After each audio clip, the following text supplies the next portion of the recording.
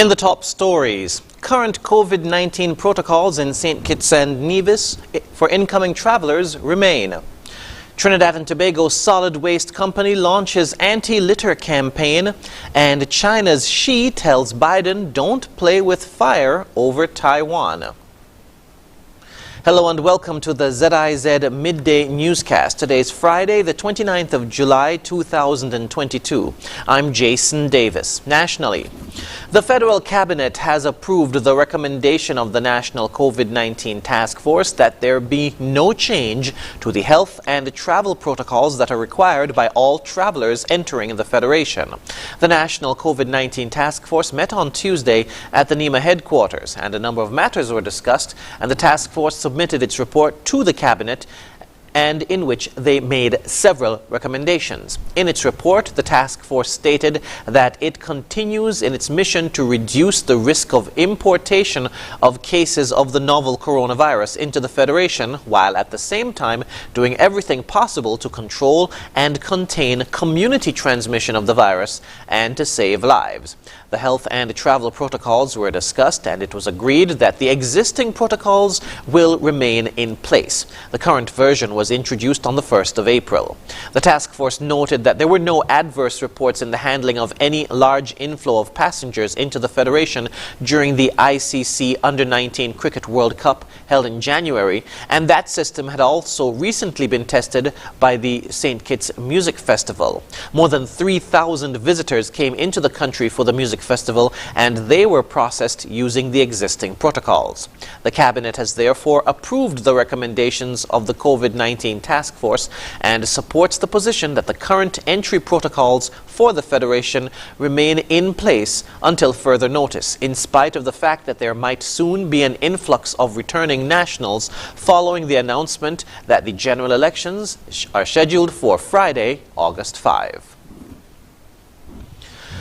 The Ministry of Health is working to implement a policy to protect the general public from the harmful effects of smoking by placing a ban on stimulants such as tobacco, cigarettes, and cigars, to name a few, in public places. The Ministry of Health is also working towards the development of a sugar-sweetened beverage policy and has completed island consultations and focus group meetings to gain feedback from the general public. It is hoped that such a policy would reduce the rate of obesity and diabetes among the population. During her appearance on Working for You, Verna Edwards-France, health educator and counselor, said protecting citizens and residents from the harmful effects of second-hand and third-hand smoke is important to protecting the public from contracting non-communicable diseases. In the Ministry of Health to ensure that we create and provide sufficient programs that will provide the education that the general public needs, no matter what the subject is. It's one of the reasons we created In Your Kitchen. With the In Your Kitchen program, it's more than just showing persons how to create quick meals.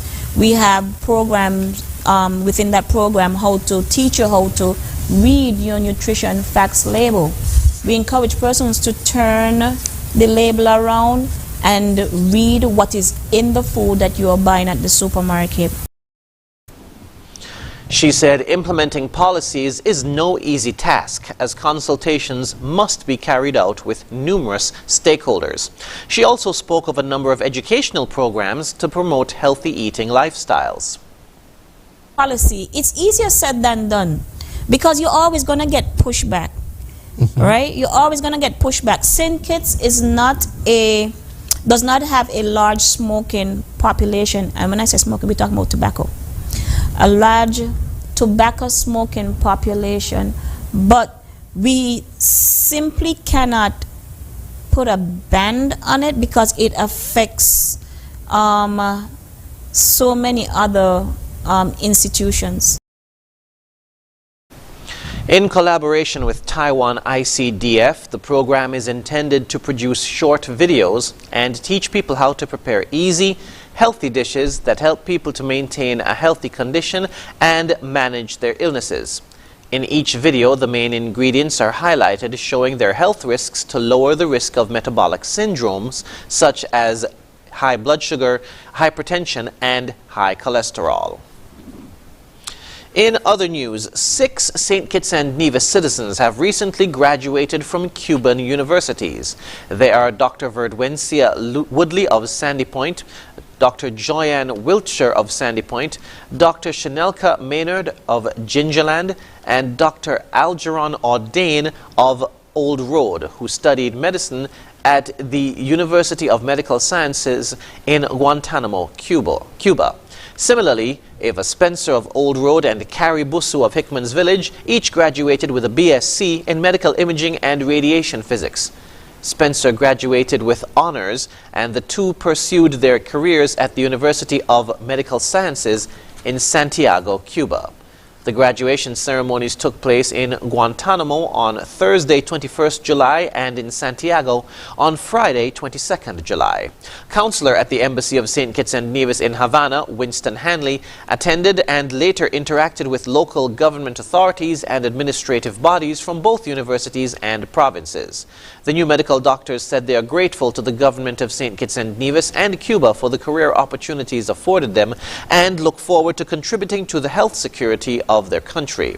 Dr. Davishon Bukshun from St. Peter's, currently studying at the University of Medical Sciences in Santiago de Cuba, will soon graduate in August as a medical doctor.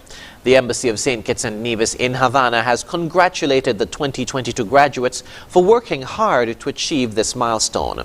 In a statement, the embassy said, quote, "We know the journey was very long and difficult, especially during their final 2 years when their studies were interrupted by the COVID-19 pandemic. Kudos to the young, enthusiastic professionals who persevered even in the wake of uncertainties," end quote.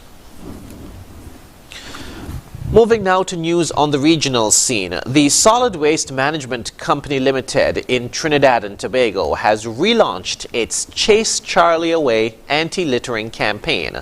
The hope is to encourage better waste disposal practices. More in this report.